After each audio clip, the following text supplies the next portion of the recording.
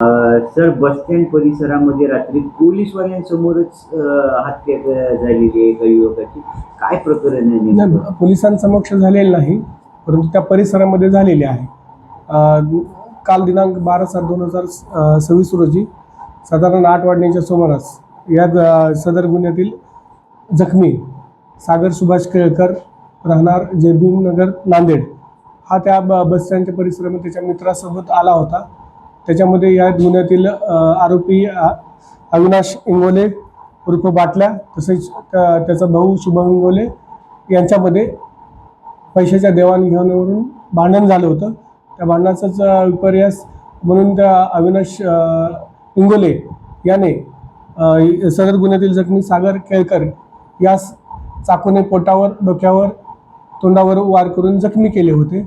सदर जखमीस आधार हॉस्पिटल शिवाजीनगर या ठिकाणी उपचारार्थ पोलिसांनी दाखल केलं होतं.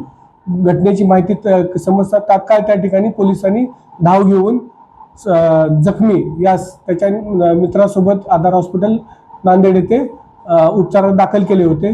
उपचारादरम्यान सदर जखमीचा म्हणजे मरण पावला आहे. या घटनेच्या अनुषंगाने जखमीचे आई हिच्या फिर्यादीवरून पोलीस स्टेशन वजीराबाद येथे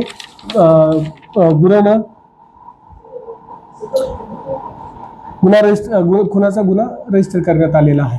किती जण ताब्यात त्याच्या घटनेमध्ये? सदर गुन्ह्यातील 2 आरोपी सध्या ताब्यात आहेत. अधिक चौकशी करून पुढील कारवाई करण्याचे निर्देश ठेवलेले आहे. त्याबाबत अधिक तपास चालू आहे.